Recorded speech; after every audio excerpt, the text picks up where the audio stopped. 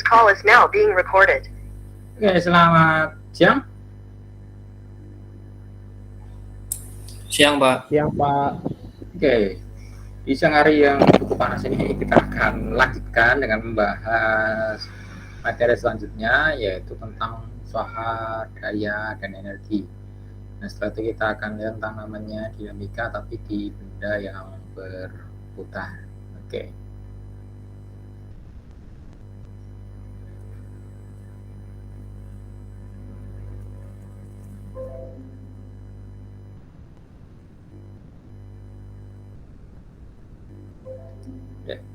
Sekarang kita akan mulai dengan membahas apa itu sih usaha, energi, dan daya, ya.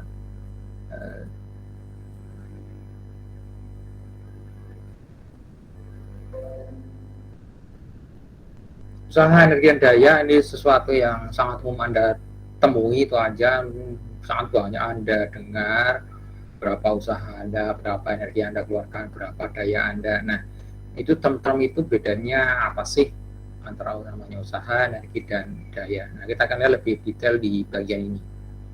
Usaha itu dilambangkan dengan W besar. W besar itu dia mewakili work ya, kerja, usaha itu aja. Dari usaha itu secara gampangnya lah daya yang Anda kerjakan untuk memindahkan sesuatu sehingga si objek tersebut itu dapat pindah sekian jaraknya untuk dari posisi awalnya. Nah, itu ya. Jadi gampang seperti itu. Tapi yang perlu Anda garis bawahi di sini dengan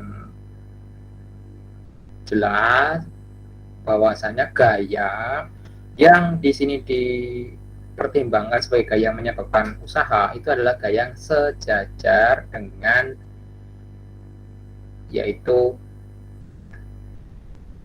gerak daripada si bendanya. Jadi kalau Anda misalnya mendorong bendanya ke depan, maka yang dipakai di sini gayanya itu adalah gaya dorong ke depan Anda. Tuh. Terus misalnya untuk kalau Anda menarik suatu benda misalnya, Anda tarik suatu benda tapi Anda tarik membentuk sudut dengan sumbu horizontal, misalnya pakai tali misalnya. Maka yang Anda hitung sebagai gaya yang menyebabkan usahanya itu dia adalah apa?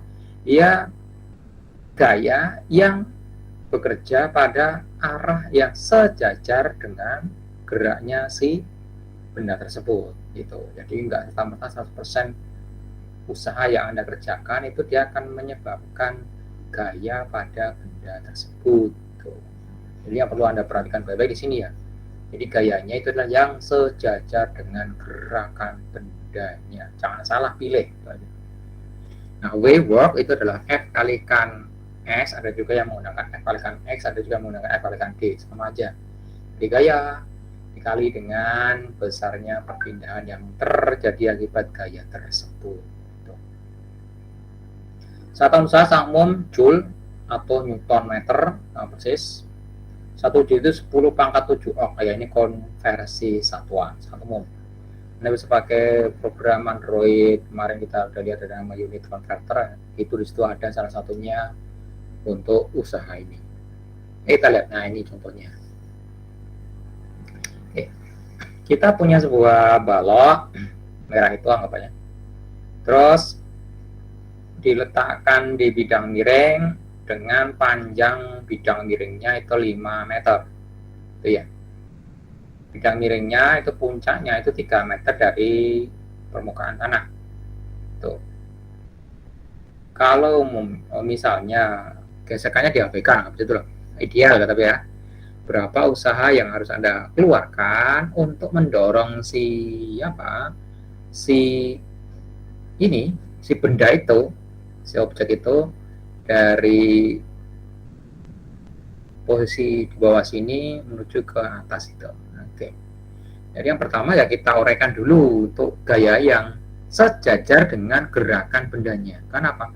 Karena kalau Anda salah milih gayanya ya berjalan sih ke belakang juga salah, itu aja. Jadi kita lihat dulu. Oke, ini bendanya bergerak mau didorong ke atas.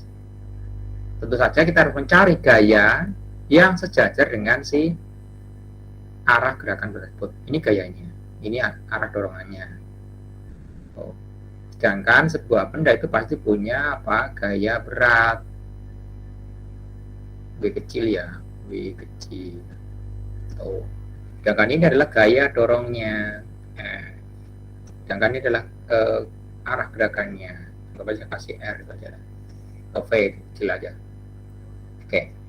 Nah, masanya tahu di sini 10 kg, maka kalau kita asumsikan G-nya 10 meter per second kuadrat, anggap aja itu ya, 10 meter per second kuadrat. Berarti kita punya weight-nya ataupun apa tadi gaya beratnya itu ya 100 Newton. Nah, itu. Tapi ingat ini weight itu ternyata dia tidak membentuk sudut dengan si apa? Dengan si F ini. Nah, itu membentuk sudut dengan si F tersebut. Nah, berarti si W ini bukan si F aja ya. Berarti nggak sama nilainya. Kalau di sini 100 Newton, berarti F-nya itu gaya yang harus Anda kerjakan itu belum tentu 100 Newton. Tuh. Karena dia bentuk sudut seperti itu. Nah, kita perlu uraikan seperti kemarin bahwasanya si W itu di situ kita bisa lihat pakai Pythagoras, maka di situ ada yang ke atas ada gaya normalnya N, tuh N-nya besar itu. Lalu yang F ini ternyata dia sejajar dengan komponen X daripada si W. Anggap aja ini kasih W X itu aja. Lalu yang vertikal ini saya kasih nama WY. Nah, itu. Nah. Sekarang hubungannya si WX dengan W itu apa kalau di situ? Tuh ya. Kalau sudutnya di sini berarti WX itu komponen cos-nya daripada si W. Nah, kalau Anda buka kemarin itu di situ udah ada penguraian untuk bidang miring, bahwasanya untuk sebuah bidang ini seperti ini objeknya itu dia gayanya yang harus Anda kerjakan itu si F ini itu ternyata sebanding dengan apa? Sebanding dengan W sin theta. Oke. Sin theta itu. Silakan Anda buka lagi di bagian kemarin, di bagian dinamika partikel. Di situ ada penguraian di bagian belakang. Untuk yang force-nya atau gayanya itu dia sebesar itu W sin theta. Untuk bidang ini seperti itu, ya. Oke. Berarti untuk besarnya usaha ya kita punya ini work sama dengan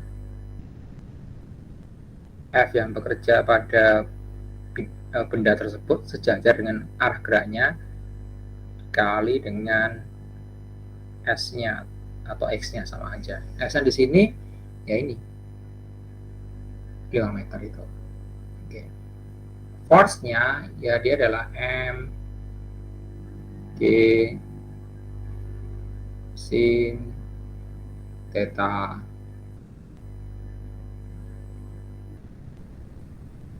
kali S. Nah, itu. MG-nya berapa? M-nya 10, masanya 10 kg, G-nya kita anggap aja 10 meter persegi kuadrat untuk mudahnya aja. Sin theta-nya di sini. Berarti sinusnya mana? Sinusnya ini. 3 dibagi 5. 3 dibagi 5. Itu sinusnya. Dikalikan dengan jaraknya yaitu dia 5 meter. Sekarang Anda tinggal hilangkan saja itu. Ini bisa coret. Anda coret. Lalu kita punya 100 kalikan 3. Berarti 300 Joule. Nah, itu usaha yang harus Anda kerjakan kalau Anda ingin memindahkan si benda tersebut menggunakan bidang miring dengan sudut membentuk sudut yaitu sinusnya 3/5.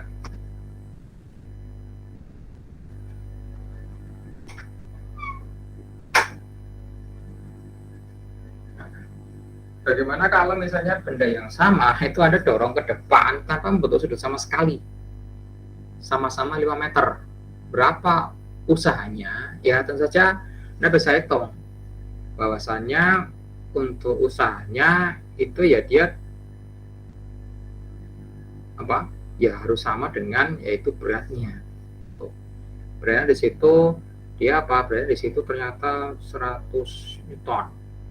Berarti Anda harus ngapain? Anda harus minimal 100 Newton kalikan 5 meter, 500 Joule. Nah, itu. Jadi kalau Anda lihat secara otomatis menggunakan bidang miring atau pembantu lainnya, itu dia sangat membantu untuk mengurangi work ataupun usaha yang harus Anda kerjakan untuk melakukan sesuatu.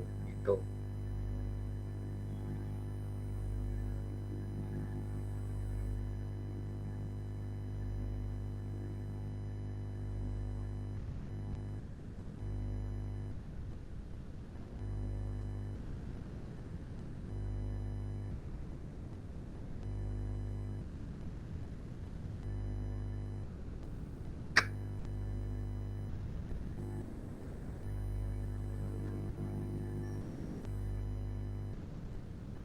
Oke.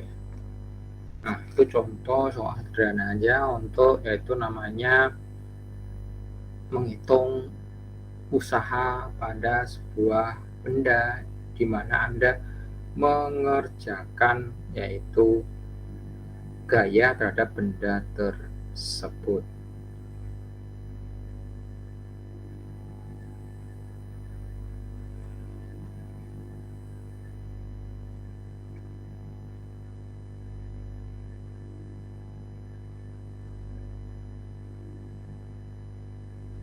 Oke, kan? Nah, kalau energi itu apa sih? Energi itu secara mudah adalah sesuatu yang Anda punyai untuk melakukan usaha. Tuh. Usaha itu dia cuma apa? Usaha itu cuma kalkulasi, anggap aja kalkulasi kasar seberapa harus Anda keluarkan untuk mencapai sesuatu. Nah, energi itu adalah sesuatunya untuk mencapai apa yang Anda ingin capai tersebut. Gitu. Jadi kalau usaha nggak ada energi ya percuma juga, gitu ya. Gitu.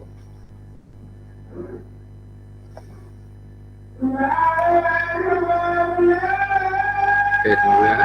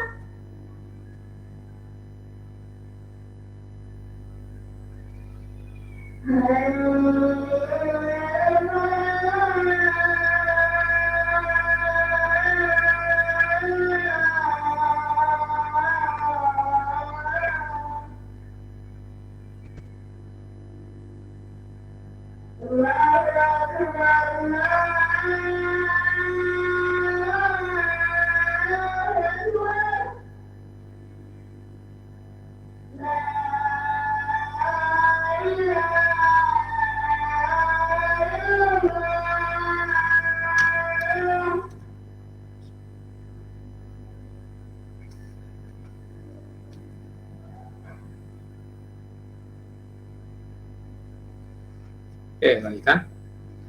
Jadi energi itu adalah sesuatu yang Anda pakai untuk melakukan usaha. Jadi kalau Anda ingin berusaha tapi nggak ada energi, ya sama aja sih. Contoh misalnya Anda ada kuliah pagi misalnya. Usaha Anda bangun dari tempat tidur, habis itu mandi, habis itu dari kos-kosan misalnya jalan kaki ke tempat kuliahnya misalnya itu ya. Kalau sekarang misalnya ya bangun dari tempat tidur, cuci muka misalnya, makan, lalu hidupin laptop, mungkin jadi Zoom atau Google Meet-nya. Itu usaha yang harus Anda kerjakan, biar mencapai atau biar bisa menghadiri kuliahnya. Tapi kalau energinya nggak ada misalnya, Anda belum sarapan, Anda belum makan apa-apa, energinya ya minimal sekali itu aja lah. Ya usahanya juga nggak optimal. Nah itu. Jadi energinya ya dia adalah kemampuan untuk melakukan namanya usaha, biar usahanya bisa seoptimal mungkin. Secara umum energi di dunia ini banyak banget. Yang paling umum kita temui energi kinetik. Energi kinetik, sebenarnya namanya kinetik, itu adalah energi yang muncul kalau sebuah objek, partikel atau apapun itu dia bergerak. Kalau objeknya diam, maka tidak punya energi kinetik sama sekali. Tuh. Lalu lagi namanya energi potensial. Energi potensial ini banyak banget, itu aja ya. Salah satu yang paling umum energi potensial gravitasi. Karena ada pengaruh gravitasi, maka muncullah energi ini. Jadi energi ini muncul dikarenakan posisinya, bukan kecepatannya. Tuh. Jadi Anda punya misalnya lah di atas lemari Anda itu ada misalnya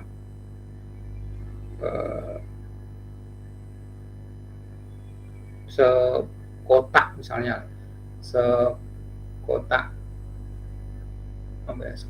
roti misalnya, sekotak roti ya, roti nggak sampai seberapa sih masanya tuh, dia diam di atas lemari Anda. Di situ meskipun dia diam, dia punya energi besar berapa ya, gelar itu mgh tuh, diam energinya. Tapi ketika dia bergerak, jadilah dia ada energi kinetik. Nah itu ketika dia diam nggak bahaya, tapi kalau udah bergerak ya bahaya. Nah, itu ya. Terus yang di pegas juga punya energi potensial, namanya energi potensial pegas tuh. Karena dia punya namanya konstanta pegas. Setiap pegas yang masih bagus tadi ya, maka konstanta pegasnya itu dia tidak nol. Tuh. Artinya apa? Artinya si pegas Anda itu masih punya kemampuan untuk melakukan usaha counter terhadap beban atau masa yang dilakukan terhadap dirinya. Tuh. Jadi Anda punya motor, Anda punya mobil, ada shock breakernya, ada pernya misalnya, itu pernya punya kas sendiri. K-nya besar, maka ketika dikasih beban atau massa yang besar, ya nggak kerasa, apalagi yang kecil. Nah, itu. Tapi kalau K Anda itu kecil, contohnya misalnya per motor Anda sudah agak mati, kaku misalnya, tidak rigid lagi atau tidak elastis lagi lah, ya Anda akan sangat merasakan bahwa kenapa terus sedikit jedok gitu ya, kasar gitu. Kenapa? Ya karena si pegas Anda sudah tidak bisa counter daripada gaya yang diberikan kepada dia, gitu ya. Nah, energi potensial pegas setengah kx kuadrat. Ini sesuai dengan hukum Ohm.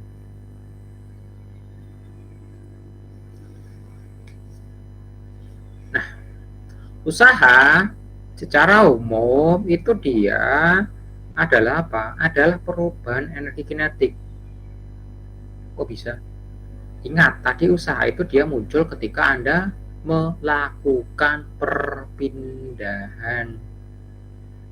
Tuh, berarti kalau pindah berarti ada kecepatan. Iya, pasti ada kecepatan. Nggak mungkin benda itu berpindah tapi nggak ada kecepatannya. Sesuatu yang mustahil itu aja ya. Ya kecuali Anda bisa melakukan teleportasi sih, itu aja sih. Ya, itu lain lagi ya. Tapi kalau secara umum suatu benda ketika dia berpindah tempat itu pasti apa? Ada kecepatannya. Tuh. Makanya usaha itu secara umum bisa Anda rumuskan sebagai apa? Perubahan energi kinetik. Tuh. Dari energi kinetik akhir dikurangi dengan energi kinetik awalnya. Tuh, usaha seperti itu ya.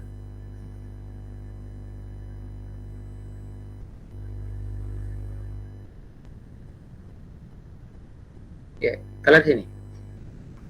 Ada gaya sebesar 1,5 Newton bekerja pada sebuah kereta 0,2 kg sehingga kereta tersebut mengalami percepatan sepanjang lintasan udara.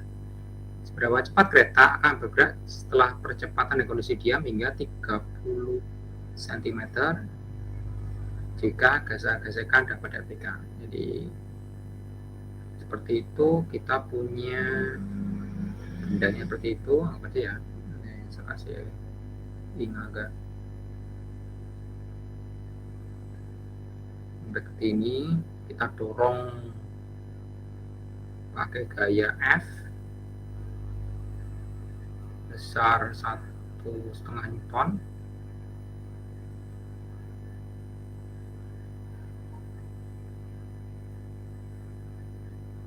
F sama dengan 1,5 Newton.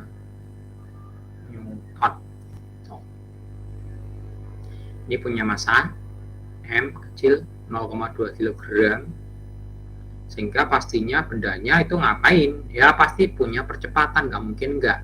Itu hukum kedua Newton ya. Tuh. Jadi benda yang diam seperti ini ketika dikerjakan gaya dari luar pasti mengalami percepatan. Sehingga dia bergerak ke mana? Bergerak ke sana. Menempuh apa? Menempuh yaitu jarak, ternyata bisa bergeser ke sana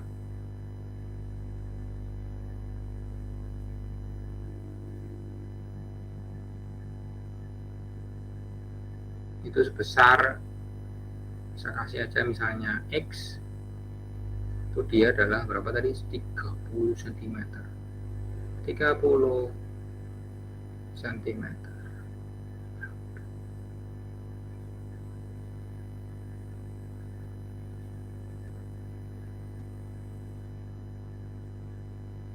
Tuh. Nah, berapa kecepatannya? Ini diam, V-nya 0, lalu dia bergerak, ada percepatannya pasti, sehingga dia sampai 30 cm berpindahnya. V-nya berapa?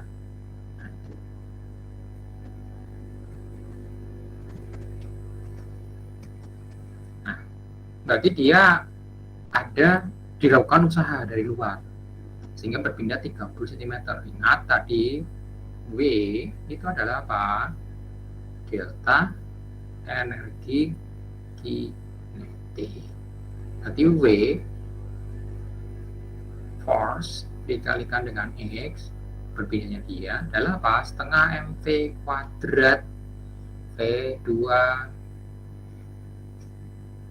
kuadrat dikurangi V1 kuadrat. Kebetulan disitu masanya sama.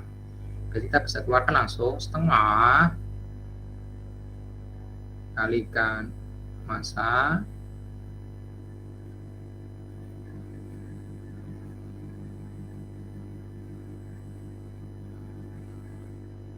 kalikan massa kalikan V2 kuadrat min V1 kuadrat. Nah, apa yang kita ketahui? Kita lihat dulu ya. Dari soal itu kita mengetahui force-nya ada, X-nya ada, massanya ada. V1-nya berapa? V1-nya dia 0. Kenapa? Karena dia dari diam. Nah, ini ada juga. V2-nya yang ingin diketahui. Nah, itu ya. Sekarang kita masukin aja. Force-nya 1,5. Perubahan posisinya 30 cm atau 0,3 meter.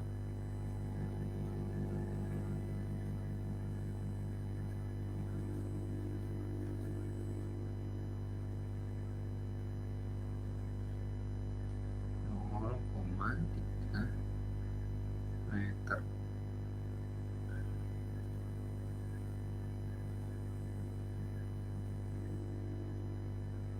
Sama dengan setengah kalikan massanya 0,2 kg. Setengah 0,2 kg kali karena V1-nya 0 ya bagian belakang itu 0, tinggal V2 kuadrat aja. 2 kuadrat.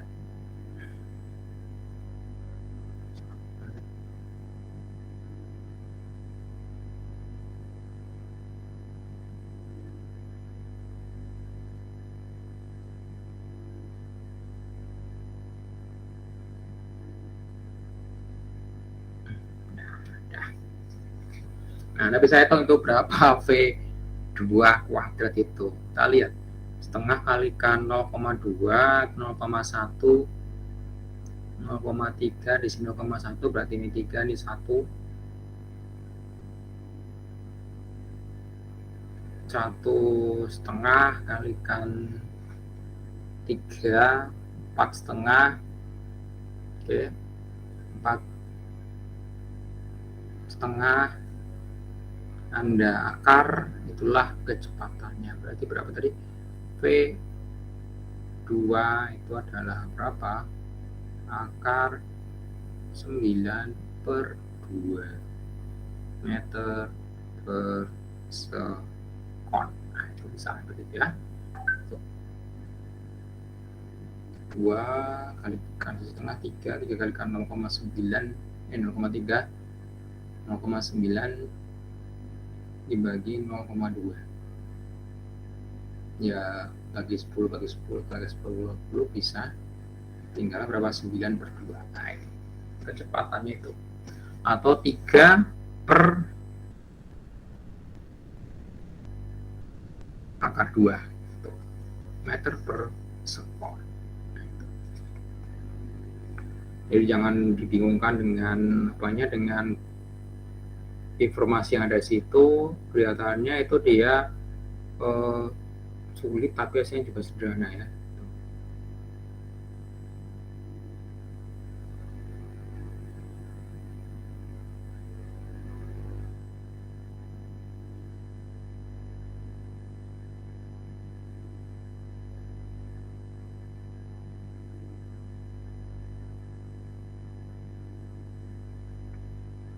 Oke.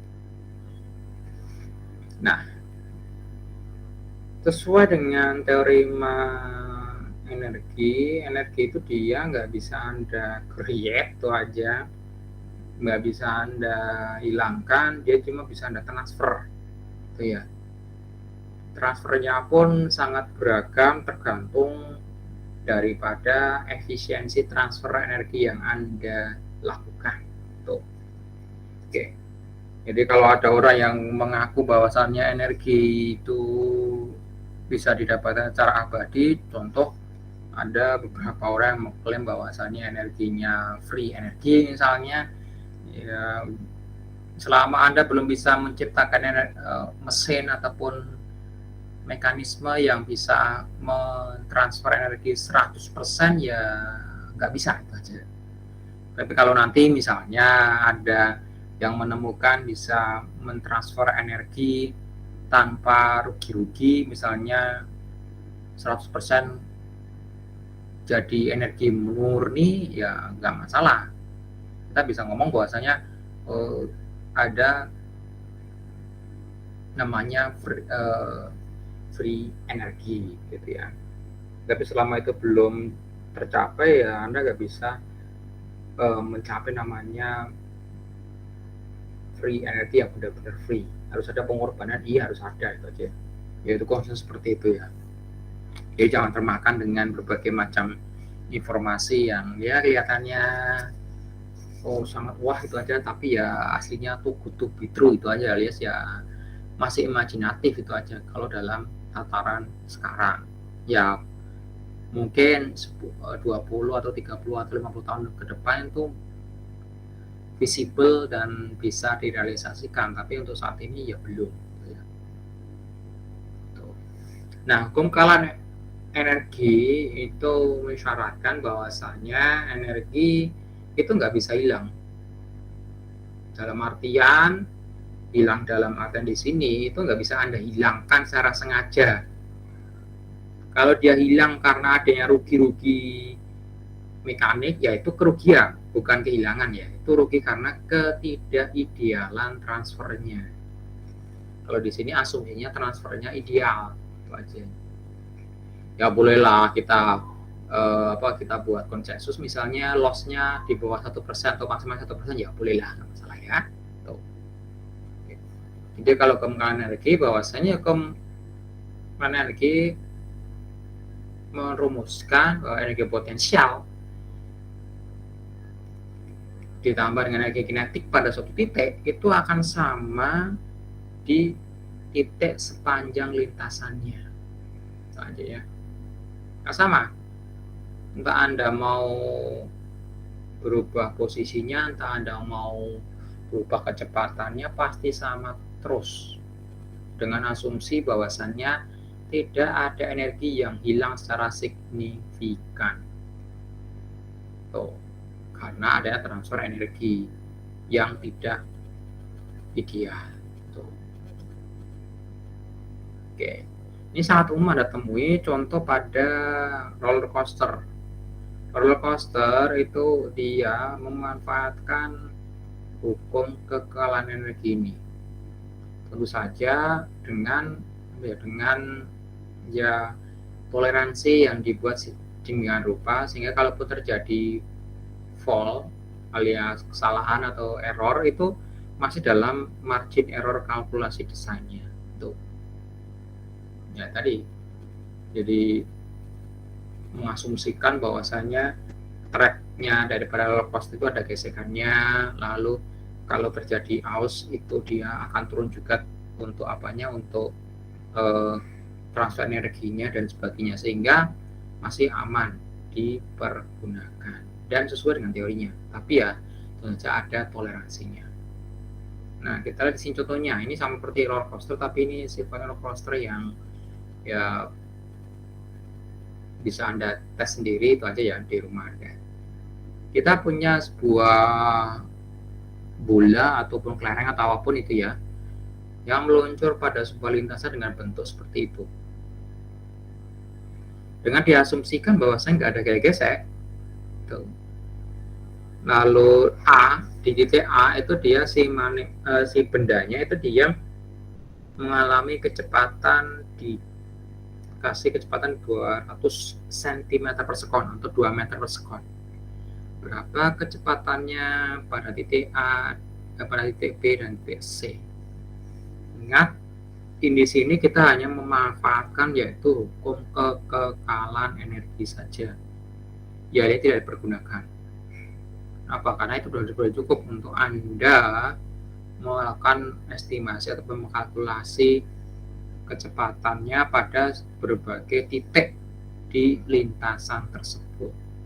Prinsip desain yang sama juga dipergunakan untuk mendesain roller coaster yang biasa mungkin Anda temui di taman hiburan maupun yang lainnya. Kita lihat ya di sini.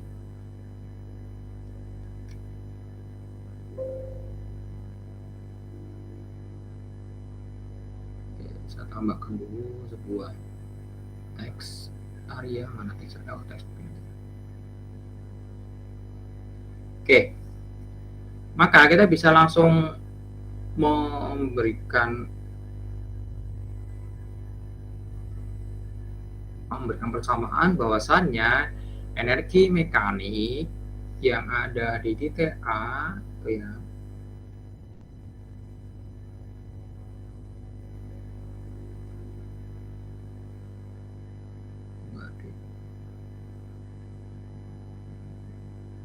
titik A itu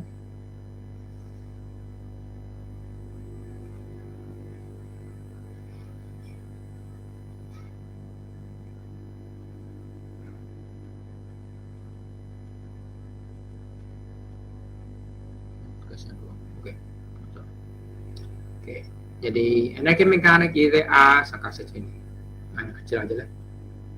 Itu dia selalu sama dengan energi mekanik di titik B, dan pasti selalu sama dengan energi mekanik di titik C. Itu konsensusnya seperti itu. Asumsinya bahwasanya tidak ada transfer energi yang rugi-ruginya besar. Di situ dikasih informasi bahwasanya gesekan itu diabaikan. Oke, energi mekanik di A itu ada di energi potensial ditambah energi kinetiknya. Energi potensialnya berapa? M kalikan G kalikan M kalikan G kalikan A di titik A. A. Ditambah setengah kalikan massa kecil, massa dikalikan dengan kecepatan di titik A kuadrat. 2. Oke. Sama dengan, ya pasti sama dengan massa dikalikan kecepatan gravitasi kalikan ketinggian bendanya di titik B. Nah, tambah setengah kalikan massa bendanya dikalikan kecepatan bendanya di titik B kuadrat juga. Dan pasti sama dengan massa bendanya dikalikan gravitasinya akan ketinggian di titik C ditambah dengan setengah kalikan massa dikalikan kecepatan di titik C kuadrat. Ini konsensusnya seperti ini ya. Oke, dari situ kita bisa lihat bahwasanya semuanya ada masanya, massa. Berarti kita bisa hilangkan massa-massa ini. Ini saya hilangkan. Nah, coret aja sini, coret mana? Oh, ini coret.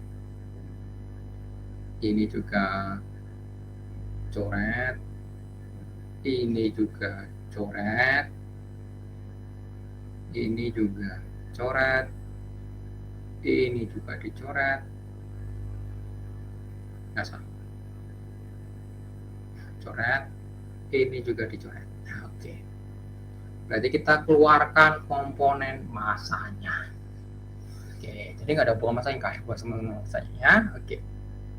Sekarang kita punya G HA plus setengah PA kuadrat sama dengan GHP plus setengah PB kuadrat sama dengan GHC plus setengah PC kuadrat. Oke. Kita cari dulu yang di B itu. Di B ketik ya kita lihat dari informasi di A itu aja ya. G kalikan HA-nya. HA-nya 80 cm.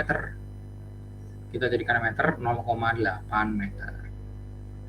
Berarti 0,8 dikali G plus setengah kalikan kecepatan di titik A kuadrat.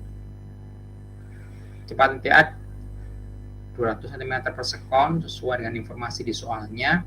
Kita jadikan meter itu jadinya 2 meter per sekon. Kita kuadratkan berarti ya 4 meter per sekon. kuadrat. Ternyata sama dengan B kalikan HB. Ketinggian di B itu berapa? Ya 0. Kenapa? Karena dia selevel dengan permukaan ini. Itu dengan sebagai awal ketinggiannya 0. Plus setengah kalikan VB kuadrat. Saya juga bisa masukin ke GHD, langsung silakan. B dikalikan HG-nya setengah meter 0,5 plus setengah kalikan kecepatan di titik C kuadrat. Ya sudah. Oke. Kita itu dulu yang VB kuadrat itu. Jadi setengah VB kuadrat sama dengan 0,8 G plus 2. Itu ya, plus 2.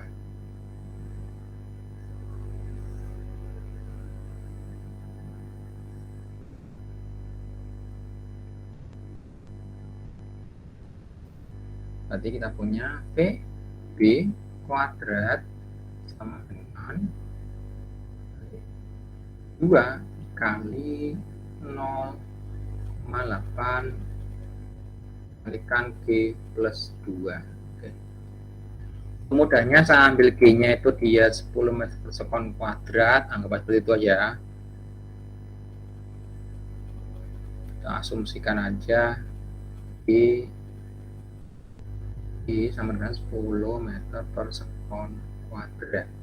Jadi sini kita punya berapa? 2 dikali 0,8 kalikan 10, 8 tambah 2, 10, 20. Berarti VB itu adalah akar 20. 2 akar 5. Itu ya. 2 kalikan square root 5. Nah, kita hitung berapa itu. Kita tahu VB-nya di sini tahu, VB tahu, maka kita bisa mencari VC itu. Berarti VB setengah VB kuadrat. VB kuadrat tadi berapa? 20.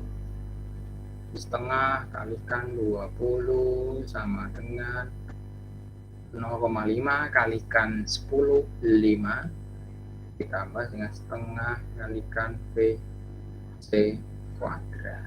Oke. Jadi kita punya VC kuadratnya berapa itu? VC kuadrat sama dengan setengah kalikan 20, 10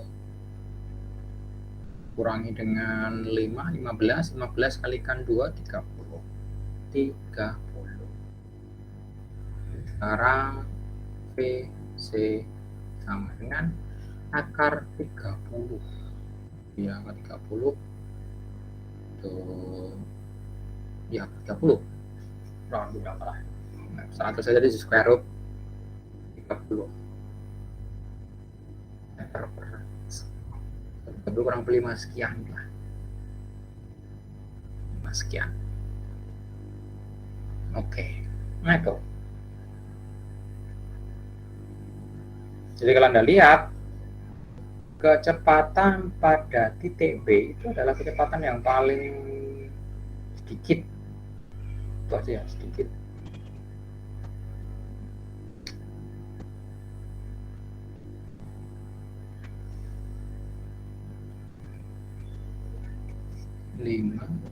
Lima 10 min 5 kalau usah angka 10 ya.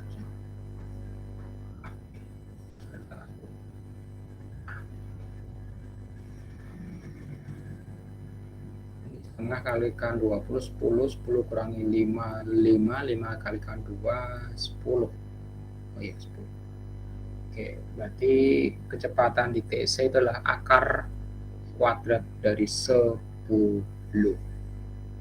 Oh, 3, sekian lah. Tuh. Jika Anda lihat,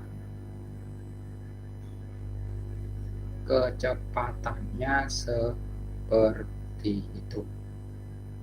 Jadi ketika dia di titik A itu cuma 2 meter per sekon, turun sampai ke B itu kecepatannya 2 kalikan akar kuadrat 5, akar kuadrat 5 anggap saja 2,4 2,3 gitu lah.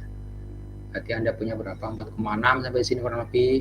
Lalu naik lagi sampai setengah meter, dia sampai 3,3 meter per sekon kecepatannya. Nah, itu kenapa? Karena di situ untuk posisi ketinggiannya itu dia cuma setengah meter, maka dengan asumsi energinya itu dia tidak hilang semuanya 100%, 100% itu aja, maka kecepatannya bisa setinggi itu. Ya. Nah, itu untuk menyelesaikan namanya yaitu problem dinamika partikel menggunakan hukum kekekalan energi mekanik. Oke. Nah, ini bisa Anda latih sendiri itu. Sekarang kita akan lihat namanya daya. Daya ini apa? Ini sangat umum Anda temui, sangat sering Anda dengar juga. Daya listrik kebanyakan daya. Daya itu adalah usaha yang Anda kerjakan per waktu. Jadi P di situ ada P itu power, itu adalah work per time. Itu ya. Work per time. Worknya joule, time-nya detik, berarti joule per sekon. Nah, daya sendiri yang bisa kita ukur itu ada kurang lebih tergantung alat ukur Anda sih. Yang Anda ukur pakai alat ukur yang biasa itu adalah daya efektifnya atau anggap aja rata-ratanya itu jelas. Itu. Besar W per T itu yang Anda ukur. Tapi daya saatnya ini kalau nggak Anda ukur pakai alat ukur yang ya elektronik itu nggak kelihatan sama sekali.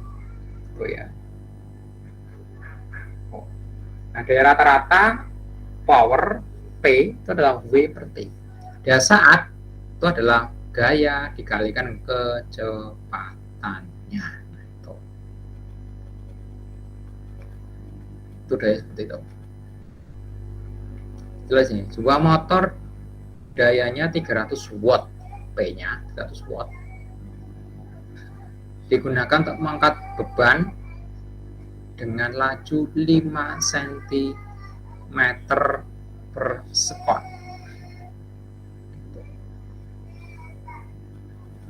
Berapa besar beban yang dapat dinaikkan dengan laju konstan seperti ini. Oke. Daya motornya itu 300 watt. V-nya kecepatannya yang ingin diinginkan itu 5 cm per sekon. Maka berapa besar bebannya? Beban ya V. Karena bisa itu langsung menggunakan perumusan daya saat.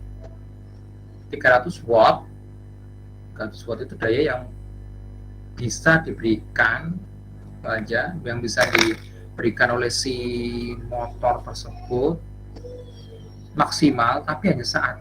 Kalau Anda kasih 300 watt terus-terusan itu rusak motornya. Nah, jadi kita punya P sesaat adalah force-nya dikalikan dengan V.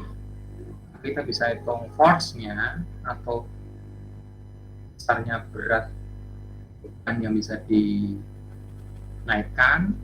dengan laju seperti itu berapa? Ya 300 watt dibagi dengan kecepatan yang 5 cm per sekon.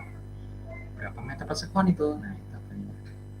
Oke, 5 cm berarti 0,05 meter per sekon. Jadi berapa? 5, satu saja dalam kurung 5 per 100 meter per sekon. Gampang ini. Jadi kita punya berapa? 300 dikalikan dengan 130.000 dibagi 5. 6 Newton. Kalau asumsinya G-nya 10, maka masanya ya 600 kg. Kurang B sama dengan 10 sekon kuadrat. Ketika motor segede itu 300 watt itu motor lumayan gede. Anda bisa ngangkat benda 600 kg, tapi kecepatannya masih sedikit. 5 cm, 5 cm, 5 cm. Nah, bagaimana kalau misalnya Anda lebih dari 5 cm per sekon? Ya, otomatis kalau dikasih beban sama 600 kg, ya putus, itu aja, nggak kuat motornya. Gitu ya. Nah, dia melebihi kemampuan sesaat yang mampu diberikan oleh si motor tersebut. Tuh. Ini asumsinya nggak pakai bidang miring. Gitu ya. Nah, kalau misalnya itu motornya diletakkan pada sebuah bidang miring, dipakai untuk menarik sebuah mobil, maka berapa besar beban mobil yang masih bisa diangkat? Itu miringnya 20 cm per sekon, 20 derajat. Ini contoh Anda temui pada mobil derek, gitu ya, atau ya jenisnya.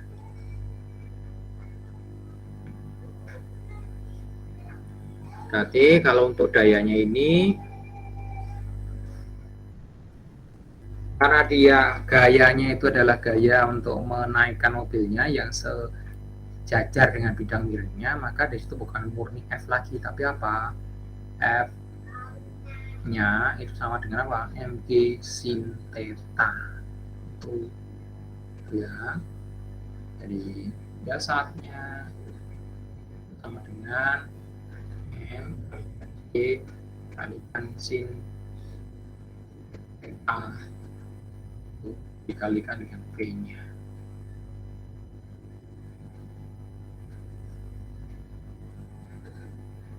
Oke, nanti disitu kita bisa hitung untuk massa yang bisa dinaikkan masih dengan aman dengan daya 300 watt maksimal. Berapa ya? Kita hitung aja. Massa sama dengan P saat dibagi dengan I dikali dengan V dikali dengan sin theta. Jadi 300 watt dibagi dengan G-nya 10 dikali dengan G-nya, V-nya 5/100.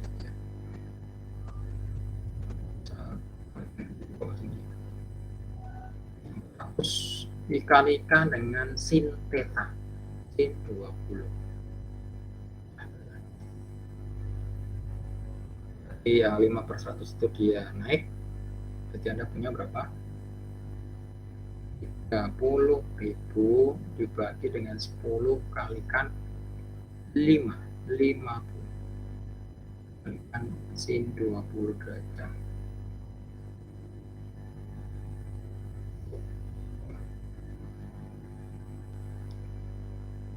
Berarti yang ini bisa saya hilangkan.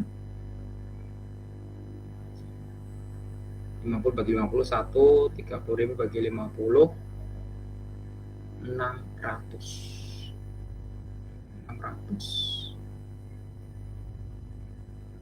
dibagi sin 20.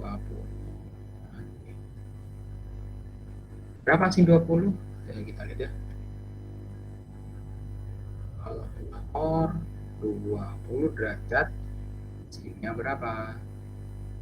0,342. Oke. 0,342. Saya bagi dengan 600. Saya balikin 1754. 1754,2 kilogram. Nah, itu jika Anda lihat menggunakan bidang miring, itu dia bisa melipat gandakan kemampuan angkat dari motor yang sama. Yang tadi tanpa bidang miring itu hanya bisa angkat maksimal 600 kg, saya pakai bidang miring sampai 1754 kg menggunakan motor yang sama.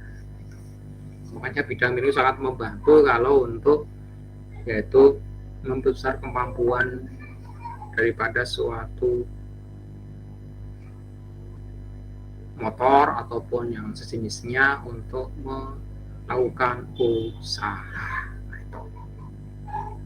Itu yang 6 dan 7 ini silakan Anda nanti latihan untuk di rumah sendiri-sendiri.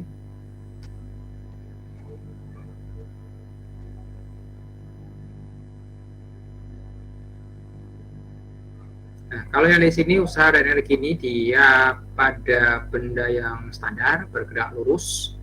Nah, bagaimana kalau untuk yang berrotasi? Nah, benda yang berrotasi dia juga bisa menghasilkan energi. Semua benda yang bergerak pasti punya energi. Nggak mungkin enggak, itu aja ya. Benda yang berrotasi juga punya energi. Kemarin kita udah lihat bahwasanya untuk satuan atau besaran yang linier hubungannya dengan besaran sudut itu dia hanya dibedakan dengan jari-jari itu aja, R itu aja. Oke, jadi kalau di besaran sudut kita punya posisi sudut theta, kecepatan sudut omega, percepatan sudut alpha, maka di linearnya kita punya posisi distance atau S, kecepatan velocity V, percepatan tangensial alpha. Bukan alpha ya, A itu ada, AT ya kita kasih notasinya. Nah, baik benda yang bergerak linear maupun angular dia juga punya torsi dan momen inersia. Nah, torsi kalau di simboliknya itu tau sama persis. Tau itu adalah Newton meter, satuannya itu adalah gaya dikalikan dengan jari-jari putarnya. Lalu momen inersia itu kilogram meter kuadrat. Itu dia adalah apa? Itu adalah jumlahan daripada sebaran massa dari suatu titik yang dianggap sebagai titik pusat putarannya. Nanti kita lihat lebih detail. Nah, ini perumusan untuk linear dan angular. Yang beda Anda lihat di sini itu yang ini. Kalau di linear ada gaya, kalau di angular ada nama torsi. Jadi kalau Anda melihat motor itu pasti melihatnya torsinya berapa sih, berapa horsepower, berapa tenaga kuda. Tuh. Lalu energi kinetiknya. Kinetik untuk translasi atau linear itu setengah mv kuadrat. Tapi kalau untuk benda yang berputar setengah inersia kalikan omega kuadrat, sama persis sama ya. Nah, sekarang pertanyaannya, gimana cara menghitung inersia? Nah, itu. Inersia merupakan apa? Yaitu jumlahan sekumpulan titik-titik di mana suatu benda itu dia diputar dengan suatu titik pusat tertentu. Lalu titik-titik yang Anda ambil sebagai sampelnya itu dia jumlah massa kalikan jari-jari ataupun jarak dengan sumbu putar itu berapa? Itulah momen inersia. Kalau lebih sering itu kan namanya sebaran massa.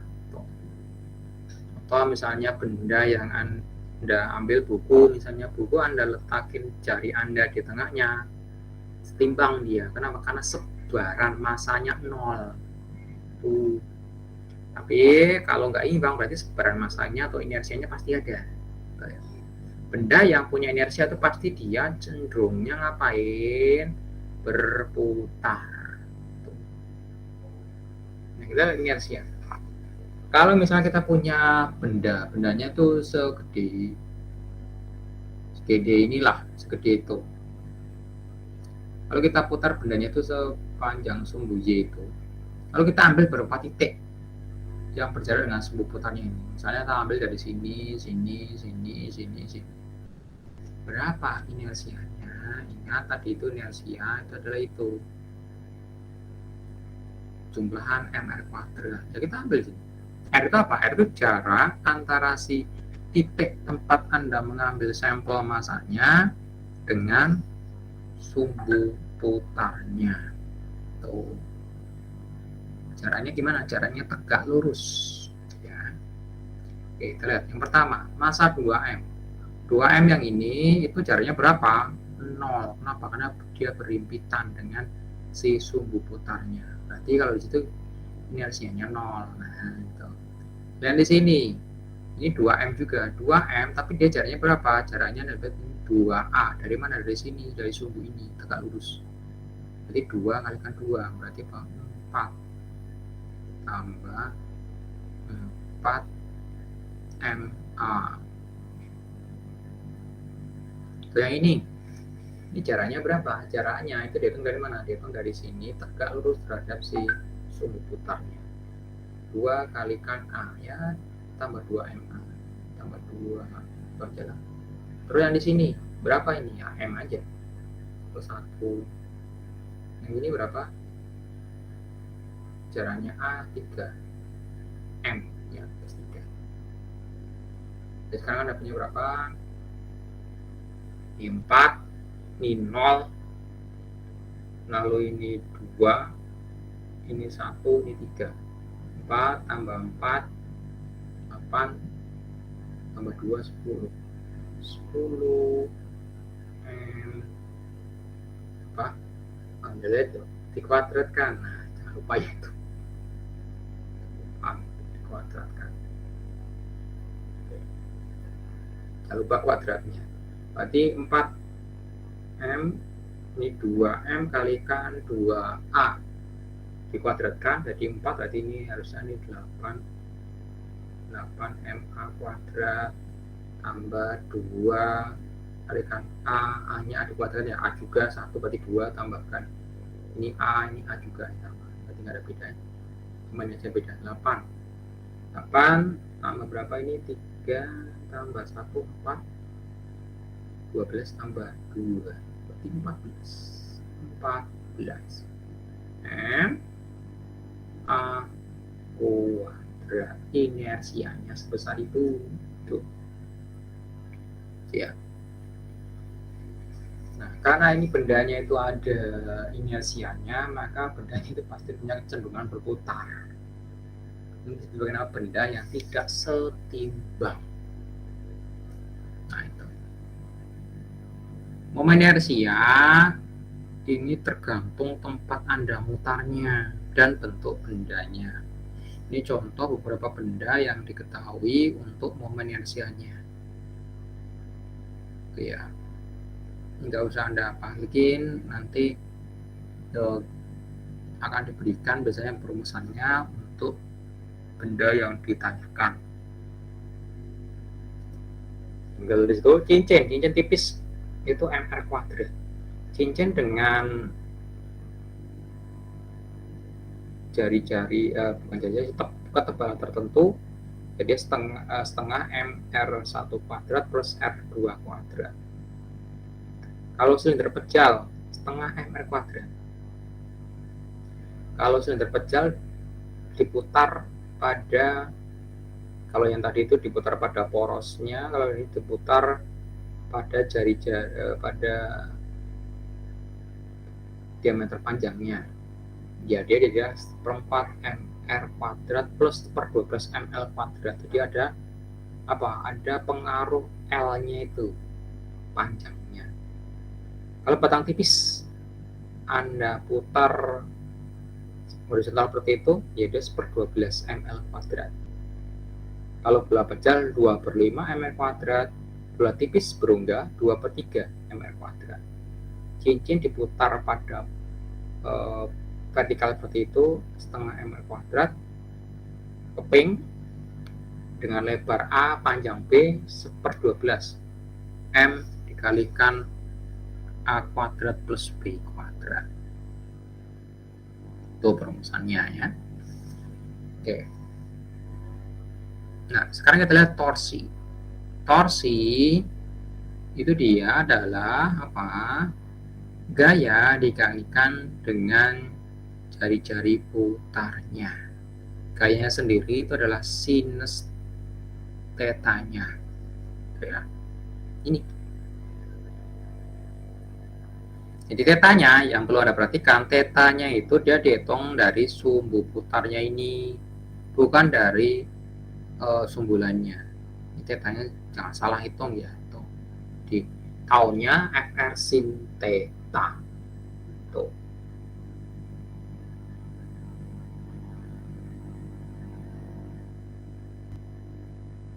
Nah, kalau Anda lihat di situ untuk torsi itu sangat dipengaruhi oleh sudutnya dengan sumbu putarnya atau dengan yang diputar. Itulah kenapa Anda tidak melihat gagang pintu itu dia sudutnya kurang dari 90 derajat atau lebih dari 90 derajat. Kenapa? Karena sinus itu nilainya optimal di 90 derajat. Jadi torsinya itu dia paling mentok, paling optimal di 90 derajat. Kalau sudut yang dibentuk antara bagian yang diputar dengan pemutarnya itulah 90 derajat. Itu ya. Jadi orang buat gagang pintu itu ada ilmunya sendiri, nggak sembarangan dikasih sudut 90 derajat. Misalnya 90 derajat cuma untuk gaya-gayaan, enggak. Karena memang sudut 90 derajat itu sudut paling optimal untuk si gagang pintu tersebut, itu dia mendapatkan torsi maksimal dengan gaya seminimal mungkin. Itulah kenapa gagang pintu bisa Anda buka pakai satu jari Anda mudah. Bayangkan Anda punya gagang pintu miring, gagangnya misalnya membentuk sudutnya 30 derajat, ya saya rasa Anda akan kesulitan untuk muternya menggunakan satu jari. Tapi kalau pakai gagang pintu yang 90 derajat enak aja, karena hubungannya dengan si torsi tadi itu.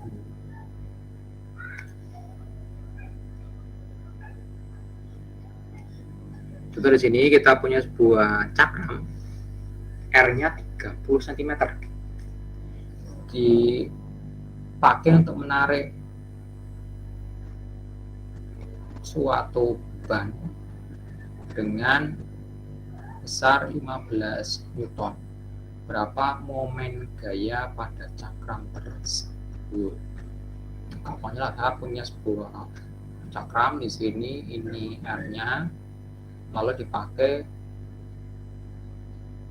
untuk menarik suatu dengan gaya 15 Newton. Ini F-nya.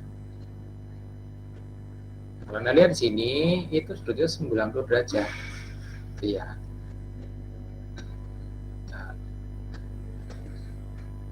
Saya lihat dulu di sana. Oke, sudah. Oke. Berarti kalau kita lihat dulu, kita lihat dulu ya. Ini sudutnya, tetanya yang mana? Tetanya itu Anda panjangkan dulu untuk sumbu putarnya itu, ini kebetulan. Lalu Anda lihat di sini sudutnya itu, sudutnya ini teta itu. Tetanya kebetulan 90 derajat, berarti torsinya tau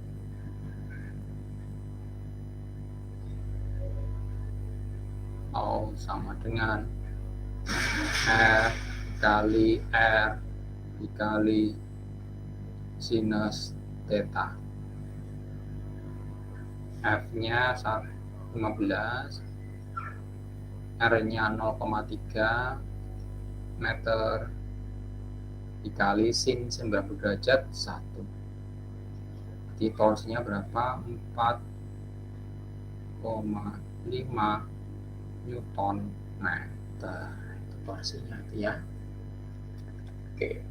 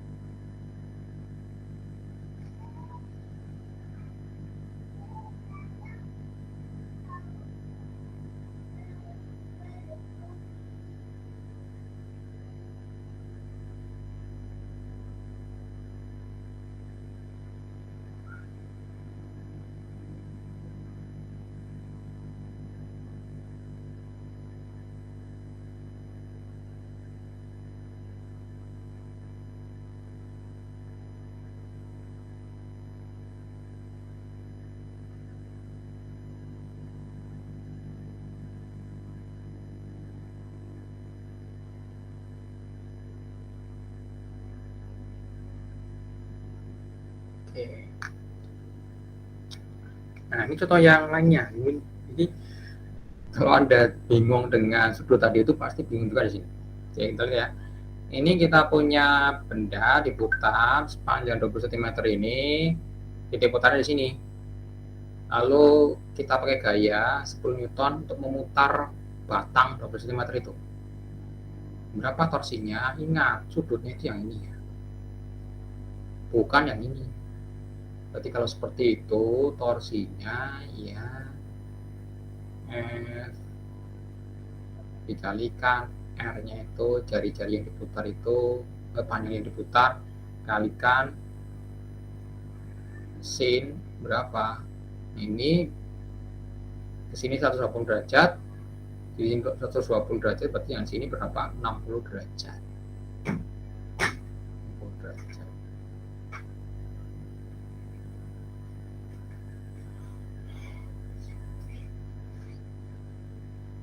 Oke, itu. Terus ini juga sama, jangan salah untuk sudutnya itu. Jadi yang diputar adalah P ini sepanjang 5 meter. Sedangkan kita sudutnya itu yang ini 30 derajat. Berarti yang Anda pakai yang mana sudutnya? Yang ini Anda pakai sudutnya, bukan yang ini. Nah, berapa yang sudut ini? Kita lihat ya. 30 derajat di sini, berarti kalau kita sejajarkan segini aja itu 30 derajat, sama persis dengan yang di sini. Tapi di sini kita punya tambahan 90 derajat, kan itu cukup. Berarti total sudut di sini berapa? 120 derajat. Ini jangan salah Anda mengambil sudutnya.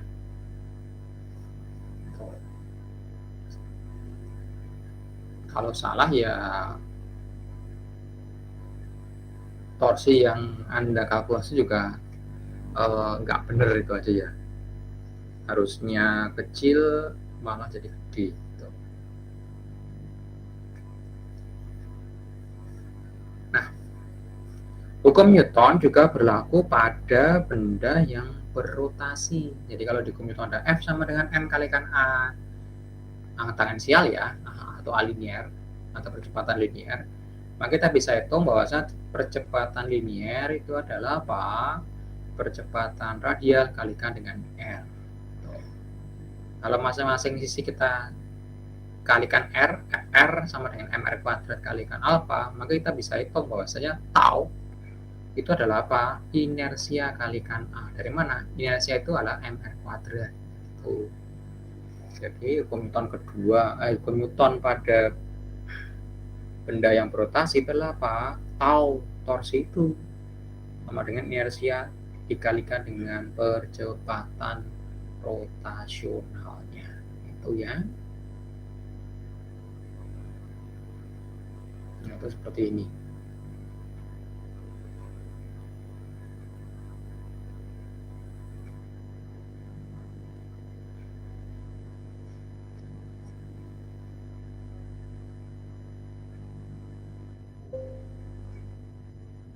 Oke, itu untuk pokok bahasan kita yang terakhir tentang namanya dinamika rotasi. Dan silakan untuk soal-soal itu Anda kerjakan sebagai latihan. Nanti itu tugasnya akan saya rilis, respon, silakan lihat di situ. Bagi yang belum mengerjakan tugas silakan dikerjakan. Untuk Anda yang belum mengumpulkan tugasnya, jadi jangan sampai Anda tidak mengumpulkan tugasnya ya, dan karena itu menjadi penilaian kami untuk menilai ya penugasan Anda di perkuliahan ini.